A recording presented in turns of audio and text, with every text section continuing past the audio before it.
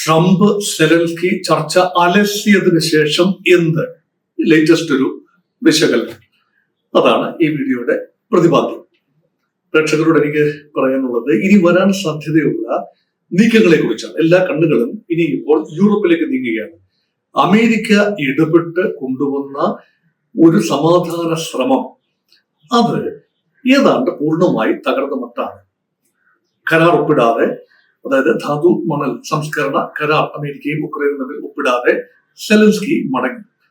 സെലൻസ്കിയോട് മടങ്ങി പോകാൻ പറഞ്ഞു എന്നാണ് പറയപ്പെടുന്നത്. അതുകൊണ്ട് ഒട്ടും സുഖകരമായ രീതിയിലല്ല സെലൻസ്കിയുടെ മടക്കയാത്രയ്ക്ക് തൊട്ട് പിന്നാലെ തന്നെ ഒരു ഡാമേജ് കൺട്രോൾ എന്ന നിലയിൽ ബ്രിട്ടീഷ് പ്രധാനമന്ത്രി കെയർ സ്റ്റാർമർ അദ്ദേഹം ട്രംപിനെ വിളിക്കുന്നു. അതിനുശേഷം സെലൻസ്കിയെ വിളിക്കുന്നു, കാര്യങ്ങൾ ചോദിച്ചു മനസ്സിലാക്കുന്നു. പെട്ടെന്നൊരു ഫയർ ഫൈറ്റിംഗ് നിൽക്കുകയാണ്. അതിനു മുൻപ് തന്നെ കെയർ സ്റ്റാർമറും കഴിഞ്ഞ ദിവസം 24 മണിക്കൂർ മുമ്പ് സെലൻസ്കിയെ ട്രംപ് കാണുന്നതിന്റെ 24 മണിക്കൂറുകൾക്ക് മുൻപ് അമേരിക്കയിൽ 2 സന്ദർശനങ്ങൾ ഉണ്ടായിരുന്നു. ഒന്ന് ഫ്രഞ്ച് പ്രസിഡന്റ് ഇമ്മാനുവൽ മാക്രോയുടെ സന്ദർശനം, അതിന്റെ പിറ്റേ ദിവസം ബ്രിട്ടീഷ് പ്രധാനമന്ത്രി കെയർ സ്റ്റാർമറിന്റെ സന്ദർശനം. ഇതെല്ലാം തന്നെ ആത്യന്തികമായി സെലൻസ്കി ട്രംപ് കൂടിക്കാഴ്ചയ്ക്ക് വഴി ഒരുക്കുന്ന രീതിയിലാണ്. കാരണം സെലൻസ്കിക്ക് മാത്രമല്ല സുരക്ഷാ ഭീഷണി, സെലൻസ്കിക്ക് ഉണ്ടാകുന്ന ഭീഷണി സ്വാഭാവികമായും കുറച്ചുകൂടി പടിഞ്ഞാറോട്ട് ചെന്ന് ജർമ്മനിക്കും ബ്രിട്ടനും ഫ്രാൻസിനും എല്ലാം തന്നെ ആത്യന്തികമായി ഭീഷണി ആകും എന്ന് ഉറപ്പുള്ളത് കൊണ്ടാണ് അമേരിക്ക ഘട്ടം ഘട്ടമായി യൂറോപ്പിന് നൽകി വരുന്ന സഹായം, പ്രത്യേകിച്ച് സൈനിക സഹായവും അതുപോലെ എയ്ഡും അത് കുറച്ചുകൊണ്ടുവരികയാണ്. ഈ നോർത്ത് അറ്റ്ലാന്റിക് ട്രീറ്റി ഓർഗനൈസേഷൻ തന്നെ യൂറോപ്പിന്റെ സുരക്ഷയ്ക്ക് വേണ്ടി അമേരിക്ക എന്ന വിലയിരുത്തൽ അമേരിക്കയും യൂറോപ്യൻ രാജ്യങ്ങളും ചേർന്ന് ഉണ്ടാക്കിയ ഒരു സമിതിയാണല്ലോ സൈനിക സഹകരണ കരാർ. അതാണല്ലോ നെയ്റ്റോ, നോർത്ത് അറ്റ്ലാന്റിക് ട്രീറ്റി ഓർഗനൈസേഷൻ. ഇപ്പോൾ റഷ്യ ഉക്രൈനെ പൂർണ്ണമായി കീഴടക്കുന്നു എന്ന് കരുതുക. അങ്ങനെ സംഭവിക്കില്ലായിരിക്കാം. അങ്ങനെ സംഭവിച്ചാൽ അമേരിക്കയുടെ ഒരു പിന്തുണ ഇല്ലാതെ ഉക്രൈൻ ഒറ്റയ്ക്ക് പിടിച്ചു നിൽക്കുക അസാധ്യമാണ്. അങ്ങനെയെങ്കിൽ യൂറോപ്യൻ രാജ്യങ്ങളുടെ മുൻപിൽ 2 വഴികളാണുള്ളത്. ഒന്ന്, ട്രംപ് ആഗ്രഹിക്കുന്നത് പോലെ ഉക്രൈനെ പൂർണ്ണമായി ഉപേക്ഷിക്കുക. ഇതുവരെ ഉക്രൈനെ താങ്ങി നിന്ന, ഉക്രൈനെ സപ്പോർട്ട് ചെയ്തു നിന്ന അമേരിക്ക പിന്മാറിയപ്പോൾ തങ്ങൾക്ക് ഒറ്റയ്ക്ക് ഉക്രൈന്റെ ഭാരം വഹിക്കാനാവില്ല, സപ്പോർട്ട് ചെയ്യാനാവില്ല എന്ന് പറഞ്ഞുകൊണ്ട് ഫ്രാൻസും ജർമ്മനിയും ബ്രിട്ടനും ഉൾപ്പെടെയുള്ള ശക്തരായ യൂറോപ്യൻ രാജ്യങ്ങൾ പിൻവാങ്ങി നിൽക്കുക. ഉക്രൈനെ അവരുടെ പാടായി. അങ്ങനെയെങ്കിൽ റഷ്യ ഉക്രൈന്റെ കണ്ണായ പ്രദേശങ്ങൾ മുഴുവൻ കീഴടക്കി അവർക്ക് ഏത് പോയിന്റിൽ വെച്ച് യുദ്ധം നിർത്താമോ അവിടെ വെച്ച് യുദ്ധം നിർത്തി റഷ്യ ഏകപക്ഷീയ വിജയിയായി പ്രഖ്യാപിക്കപ്പെടും. ഉക്രൈൻ റഷ്യയുമായി അണ്ടർ ഡ്യൂറസ്, നിർബന്ധപൂർവ്വം സമാധാന കരാർ ഒപ്പിടാൻ മറ്റാരുടെയും പിന്തുണയില്ലാതെ, തുല്യതയില്ലാത്ത 2 ശക്തികൾ തമ്മിലുള്ള കരാർ എപ്പോഴും ശക്തി കൂടിയ റഷ്യക്ക് അനുകൂലമായിരിക്കും എന്ന ബോധ്യത്തിൽ നിവൃത്തികേടുകൊണ്ട് ഉക്രൈൻ സൈൻ ചെയ്യേണ്ടി വരും. യൂറോപ്യൻ രാജ്യങ്ങൾ മുഖം തിരിഞ്ഞു നിന്നാൽ അതാണ് ഒരു സാധ്യത. രണ്ടാമത്തെ സാധ്യത കുറച്ചുകൂടി സങ്കീർണമാണ്. Resurgent Europe, a more realistic Europe, അതായത് പുതിയൊരു യൂറോപ്പ്. പറഞ്ഞു വരുന്ന പടിഞ്ഞാറൻ യൂറോപ്പിനെ കുറിച്ചാണ്. തങ്ങളുടെ കാര്യങ്ങൾ ഇത് 45-ന് ശേഷം, 1945-ൽ 2ാം ലോകമഹായുദ്ധം തുടങ്ങിയതിനു ശേഷം നാളിതുവരെ പിടിച്ചു നിന്നത്, അല്ലെങ്കിൽ സൈനികമായി അല്ലെങ്കിൽ സുരക്ഷാ ഭീഷണിക്ക് നേരെ പിടിച്ചു നിന്നതെല്ലാം തന്നെ അമേരിക്കയുടെ വലിയ തോതിലുള്ള സാമ്പത്തികവും സൈനികവുമായ സഹായം കൊണ്ടാണ്.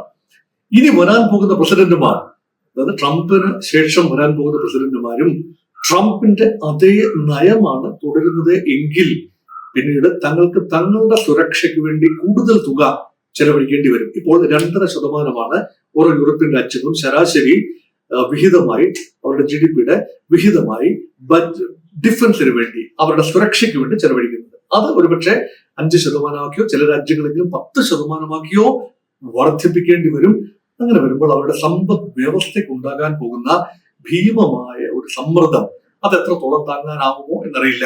മാത്രമല്ല അവരുടെ മേൽ വലിയ സമ്മർദ്ദമുണ്ട് അമേരിക്കയുടെ. അവരുടെ വംശീയമായ ഒരു കോമ്പോസിഷൻ, എത്നിക് കോമ്പോസിഷൻ മാറി മറിയുന്നു. കാരണം സിറിയൻ അഭയാർത്ഥികൾ അവർ പലരും മുസ്ലിങ്ങളാണ്. അതുപോലെ മറ്റ് പല ഇടങ്ങളിൽ നിന്നും കുടിയേറുന്ന, യൂറോപ്പിലേക്ക് കുടിയേറുന്നവർ, ട്രംപ് ഇപ്പോൾ അമേരിക്കയുടെ കുടിയേറ്റ നയം സ്വീകരിച്ചതുപോലെ മറ്റ് രാജ്യങ്ങളും കുടിയേറ്റ വിരുദ്ധ നയം സ്വീകരിച്ചില്ല എങ്കിൽ നിങ്ങളുടെ നിറമാകെ മാറി മറിയും എന്ന ട്രംപിന്റെ ഒരു പ്രവചനം. അത് ആഭ്യന്തരമായി തന്നെ ഒരു പുനർവിചിന്തനം യൂറോപ്പിലെ ചില ആളുകളുടെയെങ്കിലും, വലിയൊരു വിഭാഗം ആളുകളുടെയെങ്കിലും മനസ്സിൽ ഒരു നിയോ നാസി ചിന്തകൾ അല്ലെങ്കിൽ ഫാർ റൈറ്റ് എക്സ്ട്രീമിസ്റ്റ് ചിന്തകൾ അങ്കുരിക്കുകയാണ്. അങ്ങനെ ഒരു വലതുപക്ഷ വ്യതിയാനം യൂറോപ്യൻ മനസ്സുകളിൽ ഉണ്ടാകുന്നു. അങ്ങനെ ആ വലതുപക്ഷ വ്യതിയാനം സംഭവിച്ച യൂറോപ്പ് തീർച്ചയായും അവരുടെ ദേശീയതകൾ ഉണർന്നെഴുന്നേൽക്കും. മുൻപ് ഹിറ്റ്ലറുടെ, മുസോളിനിയുടെയും ചിറകിലേറി ജർമ്മൻ, ഇറ്റാലിയൻ ദേശീയതകൾ ഉയർത്തെഴുന്നേറ്റതുപോലെ അങ്ങനെ വന്നാൽ അത് കൂടുതൽ സങ്കീർണമായ സിറ്റുവേഷൻ ആകും. അതാണ് രണ്ടാമത്തെ ഒരു ഓപ്ഷൻ. മൂന്നാമത്തെ ഓപ്ഷൻ എന്ന് പറയുന്നത് രണ്ടും കൽപ്പിച്ച് യൂറോപ്യൻ രാജ്യങ്ങൾ ഡൊണാൾഡ് ട്രംപിനെയും അമേരിക്കയെയും തൃണവൽഗണിച്ചുകൊണ്ട് ഉക്രൈന് പിന്നിൽ ശക്തമായി അണിനിരക്കുകയാണ്. ഇന്ന് ഉക്രൈൻ, നാളെ ഞങ്ങൾ, അങ്ങനെ ആയിരിക്കണം റഷ്യയുടെ സ്കീം. അതുകൊണ്ട് പുടിനെ വിശ്വസിക്കാനാവില്ല. ഉക്രൈനെ കീഴടക്കി കഴിഞ്ഞാൽ പിന്നീട് പുടിൻ കണ്ടുവയ്ക്കുന്നത് പശ്ചിമ യൂറോപ്പിലേക്കും അതിന്റെ ശക്തമായ സമ്പദ് വ്യവസ്ഥകളിലേക്കും ഒക്കെ ആയിരിക്കാം. അങ്ങനെയെങ്കിൽ ഇപ്പോൾ തന്നെ റെസിസ്റ്റ് ചെയ്യണം. തങ്ങൾക്ക് ആവതുള്ള രീതിയിലെല്ലാം ഉക്രൈനെ സഹായിച്ചുകൊണ്ട് ഈ യുദ്ധം പരമാവധി നീട്ടിക്കൊണ്ടുവരികയും ഏകപക്ഷീയമായി റഷ്യൻ വിജയം തടഞ്ഞു വെക്കുകയും വർഷങ്ങളോളം നീണ്ടു നിൽക്കുന്ന ഒരു യുദ്ധം ആണെങ്കിൽ പോലും അത് തങ്ങളുടെ സമ്പദ് വ്യവസ്ഥയ്ക്ക് വലിയ കോട്ടം തട്ടുക എന്നതായിരിക്കും ഫലമെങ്കിൽ പോലും ആത്യന്തികമായി തങ്ങളുടെ സുരക്ഷ, തങ്ങളുടെ സ്റ്റേറ്റ്ഹുഡ് സംരക്ഷിക്കാൻ സാധിക്കും. അമേരിക്ക അതുകൊണ്ട് സംരക്ഷിക്കും എന്ന് പറഞ്ഞിരുന്നാൽ ഒരു പക്ഷേ അത് നടക്കില്ല. ഇവിടെ ചെയ്യാനുള്ളത് ഇവിടെ ചെയ്യണം എന്ന യൂറോപ്യൻ രാജ്യങ്ങളുടെ കൂട്ടായ ഒരു ചിന്ത. ഇതാണ് മൂന്നാമത്തെ ഓപ്ഷൻ. ഒരുപക്ഷെ ഈ മൂന്നാമത്തെ ഓപ്ഷനിലേക്കാണ് യൂറോപ്പ് നീങ്ങുന്നതെങ്കിൽ ശക്തമായ ലോക രാഷ്ട്രീയത്തിൽ അതിശക്തമായ മാറ്റങ്ങൾ ഉണ്ടാകും. ഒരു വശത്ത് അമേരിക്ക, മറുവശത്ത് ചൈന. ചൈനയോടൊപ്പം റഷ്യയും ഇറാൻ ഉൾപ്പെടെയുള്ള രാജ്യങ്ങളും ഒരുപക്ഷെ അണിചേർന്നേക്കാം. ബ്രിക്സ് രാജ്യങ്ങൾ ഒരുപക്ഷെ രണ്ട് രീതിയിൽ ചിന്തിക്കാം. ഇന്ത്യ ഉൾപ്പെടെയുള്ള രാജ്യങ്ങൾക്ക് പൂർണ്ണമായും ചൈന നിയന്ത്രിക്കുന്ന ഒരു ക്രമത്തിലേക്ക് വരാനാവില്ല, പക്ഷെ റഷ്യയുമായുള്ള സൗഹൃദം പുലർത്തും. അതുകൊണ്ട് ഒരു പുതിയ രീതിയിലുള്ള ചേരിചേര നയം അല്ലെങ്കിൽ സമദൂര സിദ്ധാന്തത്തിലേക്ക് ഇന്ത്യ ഉൾപ്പെടെയുള്ള രാജ്യങ്ങൾ പോകാനുള്ള സാധ്യത വളരെ കൂടുതലാണ്. ബ്രിക്സിന് ഒറ്റയ്ക്കൊരു ബ്ലോക്കായി നിൽക്കാൻ സാധിക്കില്ല. കാരണം ഡോളറിനെതിരെ ഒരു കറൻസി എന്നത് ട്രംപ് വെട്ടിപ്പൊട്ടിച്ചു കഴിഞ്ഞു. ഡോളറിനെതിരെ എങ്ങാനും ബ്രിക്സിന്റെ ഒരു കറൻസിയാണ് വരുന്നതെങ്കിൽ നിങ്ങൾക്ക് ഞങ്ങൾ 100% നികുതി ചുമത്തും, നിങ്ങളുടെ ഉൽപ്പന്നങ്ങൾ എല്ലാം തന്നെ ഞങ്ങൾ നശിപ്പിച്ചു കളയും. അപ്പൊ ഇന്ത്യക്കുള്ള ട്രേഡ് സർപ്ലസ്, അമേരിക്കയുമുള്ള ട്രേഡ് സർപ്ലസ് നോക്കുമ്പോൾ ഇന്ത്യക്ക് അത് ഏകപക്ഷീയമായി ചെയ്യാനാവില്ല. ഡോളർ ടേംസിലേക്ക് ഇപ്പോൾ ഡോളർ ടേംസിൽ തന്നെ കച്ചവടം തുടരാൻ മാത്രമേ ഇന്ത്യക്ക് കഴിയൂ. ഒരു ബ്രിക്സ് കറൻസിയിലേക്ക് മാറാനാവില്ല. അങ്ങനെ കുറെ രാജ്യങ്ങൾ മാറി നിൽക്കും. അങ്ങനെയെങ്കിൽ മൂന്നാമതൊരു ശക്തി ഉണ്ടാകും, അതാകും യൂറോപ്പ്. ഐക്യ യൂറോപ്പിന്റെ ശ്രമങ്ങൾക്ക് കൂടുതൽ ഇപ്പോൾ common market, single market, euro currency, കൂടുതൽ യൂറോപ്യൻ ഇന്റിഗ്രേഷൻ, വെസ്റ്റേൺ യൂറോപ്യൻ സമ്പദ് വ്യവസ്ഥകൾ, ബെനിലക്സ് രാജ്യങ്ങൾ, Ireland, Britain, France, Spain, Portugal, Italy, Greece, ഇത് വേണ്ട എല്ലാ പടിഞ്ഞാറൻ യൂറോപ്യൻ, ഡെൻമാർക്ക്, ഇങ്ങനെയൊക്കെയുള്ള പടിഞ്ഞാറൻ യൂറോപ്യൻ രാജ്യങ്ങളും ഒരു പരിധിവരെ വടക്കൻ യൂറോപ്യൻ രാജ്യങ്ങളും, അതായത് സ്കാൻഡിനേവിയൻ രാജ്യങ്ങൾ, നോർവേ, സ്വീഡൻ, ഫിൻലൻഡ്, ഇങ്ങനെയുള്ള രാജ്യങ്ങളും എല്ലാം ചേർന്ന് അവരെല്ലാം സാമാന്യം ശക്തമായ സമ്പദ് വ്യവസ്ഥകളാണ്.